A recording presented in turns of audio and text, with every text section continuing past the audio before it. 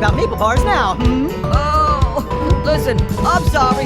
You mind rubbing a little of your maple icing on me, you know, as a favor? You call that an apology? Afraid you'll have to do better than that. Yeah, I deserve that.